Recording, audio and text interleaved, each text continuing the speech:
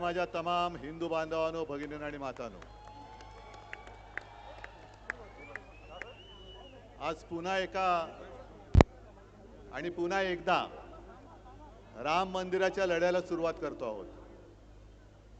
काही वर्षांपूर्वी आपण सर्वजण साक्ष आहात, हिंदू हृदय सम्राट शिवसेना प्रमुखांनी मंदिर निर्माणाच्या लढ्याला एक तेज प्राप्त करून दिलं होतं। आज मला थोडं नाही म्हटलं तरी वाईट वाटते की मंदिर उभं जरूर राहिलं, पण नवा लढा जो म्हणतोय तो त्या मंदिराच्या रक्षणाचा आपल्याला सुरू करावा लागतोय।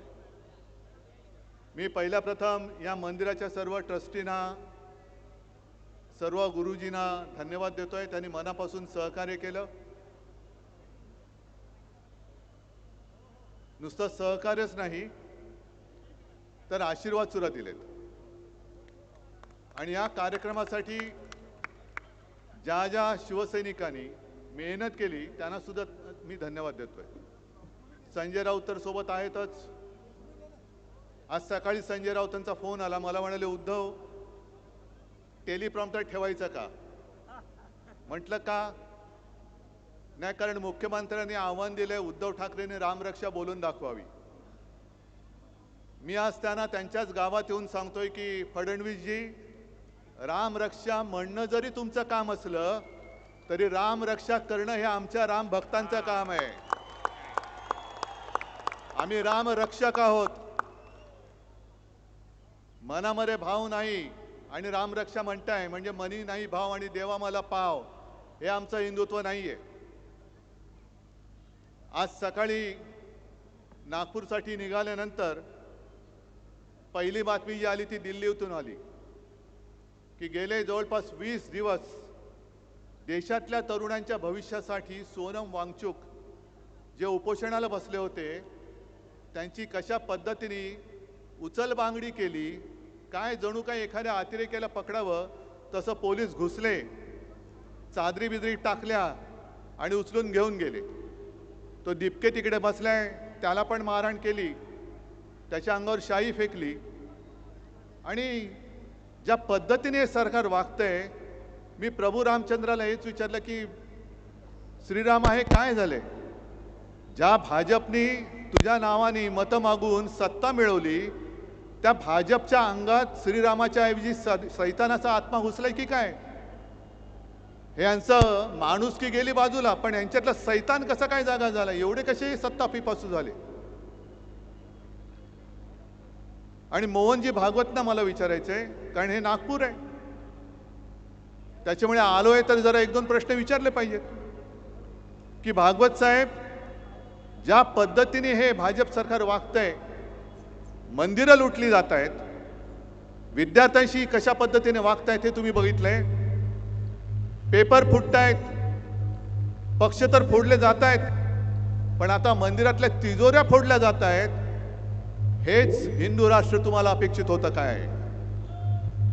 आमचं हिंदू राष्ट्र हे नव्हे। आमच्या हिंदू राष्ट्रामध्ये रामराज्य अपेक्षित आहे, आम्हाला शिवशाही अपेक्षित आहे। गोरगरिबांना, महिलांना, विद्यार्थ्यांना, तरुणांना न्याय देणारं हे खरं आमचं हिंदू राष्ट्र आहे। कॉन्ट्रॅक्टरना अभय देणारं हिंदू राष्ट्र आमचं असू शकत नाही। आणि म्हणून भागवत साहेब, तुम्ही जे याच वर्षी फेब्रुवारीमध्ये बोलला होतात की या देशातले मुस्लिम सुद्धा हिंदूच आहेत आणि हिंदूंनी 2 ते 3 अपत्य जन्माला घालायला पाहिजेत, बोलले होते ना रे? मग ही अपत्य जन्माला घातली, जी अपत्य घातलेत आणि परीक्षेतले पेपर फुटलेत, अनेकांनी आत्महत्या केल्यात, त्यांचं पहिलं काय करणार? आणखीन अपत्य जन्माला घालून पुन्हा त्यांनी तुम्ही तसेच चिरडणार आहात? हे हिंदू राष्ट्र आमच्या संकल्पनेतलं नाहीये, हे अजिबात नाही। आणि मला तेही दिवस आठवत आहेत ज्या वेळेला बाबरीचा लढा झाला होता आणि बाबरीचं पतन झालं, बाबरी पाडण्यात आली। हे आज सत्तेवर बसले त्यापैकी एकही कोणी छाती पुढे कडून आला नव्हता, तेव्हा फक्त एकमेव हिंदू हृदय सम्राट उभे राहिले होते। कारण भाजपवालेच तेव्हा म्हणत होते की हे आमचं काम नाही, असेल तर शिवसैनिकांचं काम असेल। मला वाटतं संजय राऊत तुम्ही फोन केला होता, कारण मी स्वतः तेव्हा बाळासाहेबांच्या बाजूला उभा होतो। मला माहित नाही पलीकडे कोण आहे, म्हणजे संजय राऊत आहेत का? मला एवढं कळलं एक पत्रकार आहेत आणि बाळासाहेबांनी उत्तर दिलं होतं की जर हे काम माझ्या शिवसैनिकांनी केलं असेल तर त्यांचा मला गर्व आहे आणि गर्व से कहो हम हिंदू है, ही घोषणा त्यांनी बुलंद केली होती. अनेक कारसेवकांनी तुरुंगवास भोगला, अनेकांनी बलिदान केलं, अनेक जण त्यावेळेला झालेल्या पोलीस अत्याचारामध्ये कायमचे अपंग झाले. बाळासाहेबांनी जो धोका डोक्यावरती घेतला होता, अनेक जणांनी जे बलिदान केलं, हे यांच्या चोरांच्या पोटापाण्याची सोय करण्यासाठी नव्हतं केलेलं. मंदिर वही बनाएंगे, कशाला? बनाने के बाद लुटने के लिए. आम्ही आहोत ते मंदिर लुटारूंच्या विरुद्ध आहोत. फडणवीस साहेबांना सांगायची की आमची चेष्टा टिंगल मस्करी करण्यापेक्षा तुम्ही मंदिर लुटणाऱ्यांच्या बाजूने आहात की राम रक्षा करणाऱ्यांच्या बाजूने आहात ते पहिले स्पष्ट करा. हे आंदोलन म्हणजे राम रक्षा पाठ आहे की नाही बघण्याचं आंदोलन नाहीये. हे एखाद्या वर्गाच्या मॉनिटर सारखं बोलू नका. राम रक्षा पाठ आहे की नाही. राम रक्षा म्हणजे आज जे आपण नेहमी म्हणतो की रामाने आपली रक्षा केली पाहिजे, आज राम भक्तांना रामाची रक्षा करण्याची वेळ या रामाच्या नावाने मत मागून सत्तेत आलेल्या भाजपच्या कारभारामध्ये आपल्याला करावी लागते. याच्यासारखं हिंदूंचं दुर्दैव कोणतं? आणि कोणतं असं क्षेत्र आहे की ज्याच्यामध्ये भ्रष्टाचार नाहीये? केदारनाथच्या मंदिरात चोरी झाले, बद्रीनाथच्या मंदिरात चोरी झाले, उज्जैनमध्ये जमीन घोटाळा झालेला आहे, अयोध्येमध्ये जमीन घोटाळा झालेला आहे. अयोध्येमध्ये सुद्धा मंदिराच्या नावाने स्वस्तात जमिनी घेतल्या गेल्या आणि शतपटीने किमती वाढून ट्रस्टला विकल्या गेलेल्या आहेत. हे मी नाही म्हणत, बाकी सगळे म्हणतायत. अनेक जण जे साधू आहेत ते आज राग व्यक्त करतायत, संताप व्यक्त करतायत. आणि एका साधूने तर सांगितलं हे तो मंदिर नाहीये, हे तर म्हणे पैसा गोळा करण्याचं केंद्र झालेलं आहे भाजपचं, ATM. आणि मग आणखीन काही जणांनी म्हणाले की तिथे जो काही पैसा गोळा केला गेला, तिथे जो काय तिजोरीवरती डल्ला मारला गेला, त्यातून आमदार खासदार विकत घेतले गेले. आज मला त्या गद्दारांना सुद्धा बोलायचंय, विचारायचंय. माझ्यावरती आरोप करत होतात बाळासाहेबांचे विचार सोडले. अरे मी बाळासाहेबांचा विचार घेऊन आज सुद्धा ठामपणाने उभा आहे. मंदिर चोरांना आम्ही जाब विचारायला उभे आहोत. तुमच्यामध्ये जर हिंमत राहिली असेल तर तुम्ही भाजपला प्रश्न विचारून दाखवा. त्यांच्या घरचे पाणके होऊ नका. तुमच्यामध्ये जर हिंदुत्वाचं अस्सल रक्त असेल, या गद्दारांच्या अंगामध्ये हिंदुत्वाचं अस्सल रक्त असेल, तर त्यांनी मंदिर चोरांविरुद्ध आपली भूमिका स्पष्ट करायला पाहिजे. त्यांच्या डोक्यामध्ये नुसत्या भगव्या टोप्या नाही आहेत. मी हा भगवा झब्बा आणि हातामध्ये भगवा झेंडा हा काही गंमत म्हणून घेतलेला नाहीये. आमच्या अंगामध्ये जे हिंदुत्व शिवसेना प्रमुखांनी भिनवले त्याचं हे प्रतीक म्हणून आम्ही भगव्या टोप्या आणि भगवा झब्बा आणि भगवे झेंडे घेऊन फिरतो आहोत. ही काही नाटक कंपनी काढलेली नाहीये. गेल्या वेळेला याच भाजपने आपल्याबरोबर दगाबाजी केली आणि म्हणून आपल्याला महाविकास आघाडीचं सरकार स्थापन करावं लागलं. तेव्हा हेच काहूर करत होते, हिंदुत्व सोडलं, हिंदुत्व सोडलं. अरे आम्ही हिंदुत्व सोडूच शकत नाही. पण आज मला भाजपला विचारायचंय, तुम्ही का हिंदुत्व सोडलं? तुम्ही का बोलत नाही आहात? आणि माझी तर ठाम मागणी आहे, हे SIT BIT यांनी स्थापन केलेली थोतांड आहेत, ही नाटकं आहेत. एक एक विषय निर्माण झाले का दुसरा विषय काढायचा की पहिला विषय लोक विसरून जातात आणि मग त्याचंच भांडवल करायचं. आणि त्यांना माहिती आहे लोकांची मेमरी ही जास्त दीर्घकालीन नसते. पण मंदिर लुटीचा विषय आम्ही जोपर्यंत धसास लागत नाही तोपर्यंत आम्ही सोडणार नाही. मुंबईमध्ये केले, नागपूरमध्ये केले, मी तर राज्यात सगळीकडे जाणार आणि बाहेरच्या राज्यात अगदी अयोध्येला आणि काशी विश्वनाथ त्याच्या सुद्धा दर्शनात जाऊन मी महाआरती करेन. कारण हिंदुत्वाला जाग माझ्या वडिलांनी आणलं. होय, घराणेशाही म्हणा पाहिजे तर माझ्या वडिलांनी आणलेली आहे. त्यांनी जागा केलेला हिंदू तुम्हाला मी झोपू देणार नाही. आणि हे चौकशीची थेरं करू नका, चौकशीची नाटकं करू नका. जर तुम्हाला प्रामाणिकपणाने याचा निकाल लावायचा असेल तर निवृत्त न्यायमूर्तींच्या अधिपत्याखाली चौकशी समिती स्थापन करा. आणि न्यायमूर्ती सुद्धा गोगलगाईसारखे नकोत, तबका आणि आरत्या ओवाळणारे नकोत, तर निस्पृह आणि निष्पक्षपातीपणाने काम करणारे अभय ओकांसारखे निवृत्त न्यायाधीश तिकडे नेमा आणि मग दूध का दूध पाणी का पाणी बघा कशात काय ते शोधा तुम्ही. पण आम्ही कशावरही प्रश्न विचारायचे नाहीत. काही विचारलं तर हे देशद्रोही ठरवतात. आणि या राम मंदिर चोरीबद्दल यांच्यातलेच एक व्यक्ती आहेत, काय बोलतायत बघा. शायद उन्होंने श्रद्धा पूर्वक भाव के साथ भगवान के मंदिर में अर्पित नहीं किया होगा, इसलिए उनका पैसा चोरी ऐकू येते करे. हमारा पैसा चोरी नहीं हुआ, हमारा पैसा मंदिर में लगा है और मंदिर थोडक्यात सांगतो तुम्हाला, उत्तर प्रदेशचे हे विधानसभेचे अध्यक्ष आहेत सतीश महाना, आणि ते म्हणतायत की ज्यांनी सच्चे श्रद्धा काय भाव के साथ म्हणजे श्रद्धेने ज्यांनी पैसे दिलेले नाहीत त्यांचे पैसे चोरीला गेलेत, आमचे पैसे तसेच आहेत, आणि ज्यांचे पैसे चोरीला गेलेत असं वाटत असेल त्यांना माझ्यासारखे करोडो लोक पैसे द्यायला तयार आहेत. राम मंदिर ही तुमच्या बापाची जागीर नाहीये. आम्ही सुद्धा राम भक्त आहोत. आणि तुम्हाला सगळ्यांना लक्षात असेल की 2 वर्षापूर्वी 22 जानेवारीला अयोध्येमध्ये जेव्हा राम मंदिराचं लोकार्पण झालं होतं, मोदी बसले होते तिकडे, एकही शंकराचार्य त्यांच्या सोबत नव्हता. आणि तेव्हा आपण कुठे होतो? आपण नाशिकच्या काळाराम मंदिरामध्ये होतो. ज्या काळाराम मंदिराचा इतिहास असा आहे, डॉक्टर बाबासाहेब आंबेडकरांनी मंदिरात प्रवेश, हा राम तुझा नाही, हा राम माझा सुद्धा आहे, आणि त्याचं दर्शन घेण्याचा अधिकार हा माझा आहे, मला सुद्धा आहे, मला तो मिळालाच पाहिजे म्हणून सत्याग्रह केला होता. तेच ते राम मंदिर. आणि दुसऱ्या दिवशी 23 जानेवारीला मी जाहीर सभेत बोललो होतो, आम्ही जय श्रीराम जरूर बोलतो, जय शिवराय, जय श्रीराम, पण आम्हाला राम पाहिजे तो भाजप मुक्त राम पाहिजे. त्या आंदोलनाची सुरुवात आहे भाजपा मुक्त राम. आणि ही चोरी, हा दरोडा, हा केवळ दानपेटीवरचा नाहीये, तर हा दरोडा तमाम हिंदूंच्या भावनेवरती, तमाम हिंदूंच्या श्रद्धेवरती घातलेला या मंदिर चोरांनी घातलेला दरोडा आहे. आणि न्यायमूर्ती तुम्ही झालं पाहिजेत. या देशातला, या जगातला प्रत्येक हिंदू या चोरीबद्दल न्यायाधीश म्हणून त्यांनी न्याय निवाडा केला पाहिजे. अटल बिहारी वाजपेयी जे बोलले होते, जेव्हा एक दंगल झाली होती, मला वाटतं भिवंडीच्या आसपास, तेव्हा वाजपेयीजी बोलले होते की अब हिंदू मार नहीं खाएगा.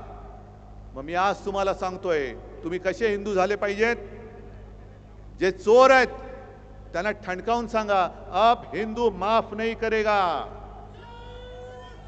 हिंदू नुसता जागा नाही, हिंदू आता पेटलेला आहे. आज आम्ही सगळ्यांना आमंत्रण दिले होते. देवेंद्र फडणवीसांना दिलं होतं, मोहनजी भागवतांना दिलं होतं, सगळ्यांना. अगदी काँग्रेसची लोक सुद्धा माझ्यासोबत आहेतच. खासदार आहेत, सुनील केदार आहेत, आणखीन कोण कोण आहेत बघा. मी हिंदुत्व सोडलं का यांनी हिंदुत्व धरले? हे राम म्हणजे कोणाची तुमची खाजगी मालमत्ता नाही हो. भाजपचे कोणी आहेत का इकडे? सगळे राम भक्त आहेत. भाजपचे कोणी आहेत? मग हिंदुत्व कोणी सोडलंय?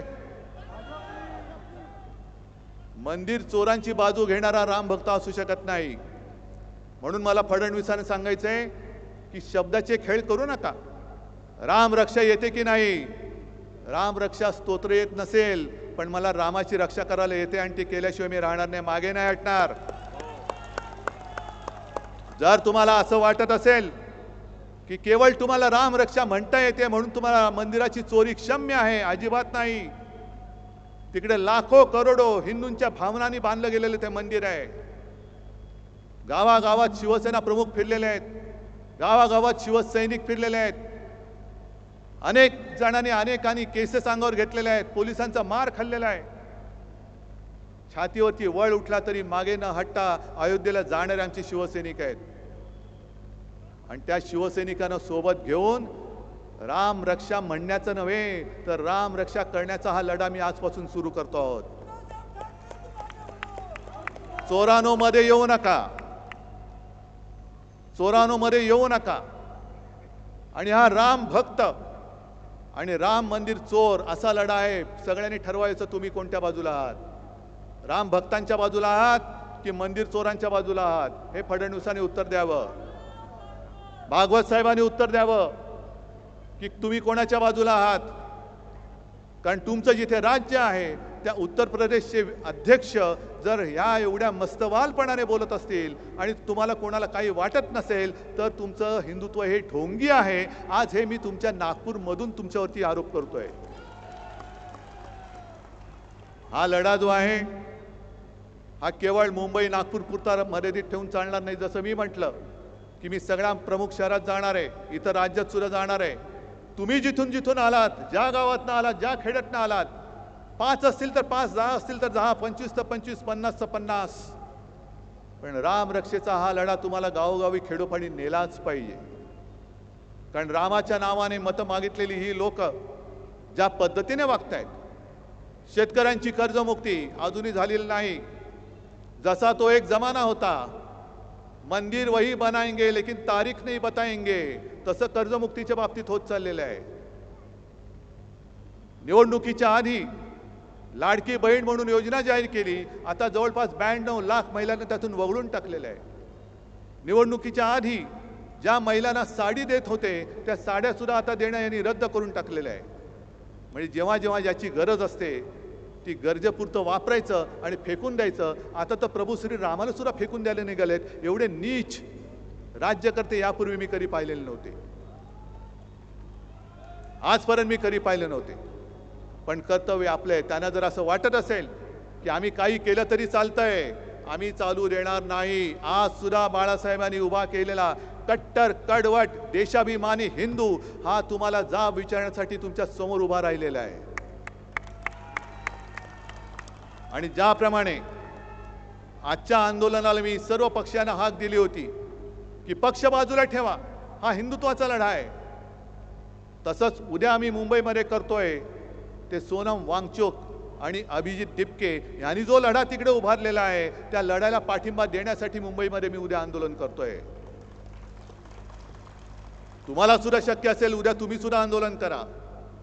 जिथे जिथे तुम्हाला जे जे करता येणे शक्य आहे शांततापूर्ण मार्गाने ते ते करा. अनेकांनी मला विचारलं तुम्ही दिल्लीला जाणार का.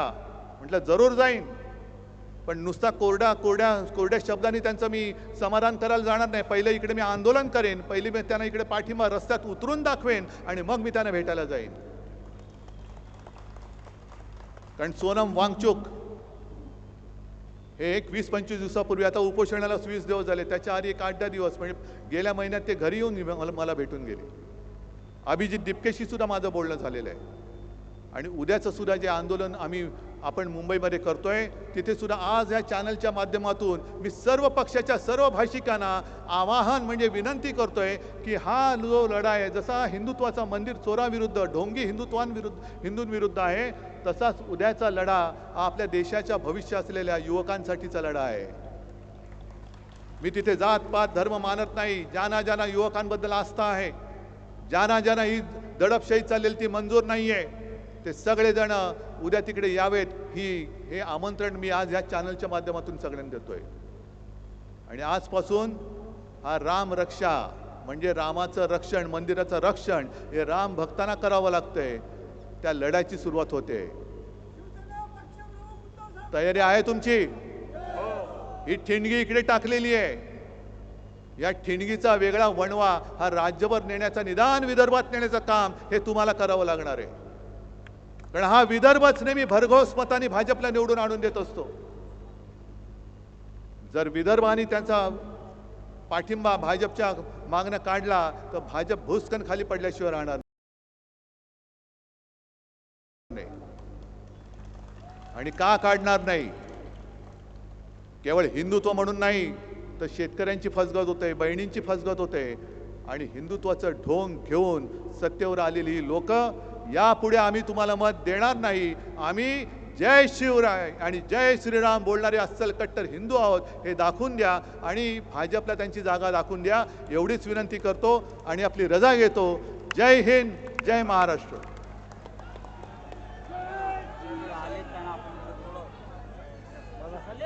कमी आलं आपण आम्ही सकाळी येतो.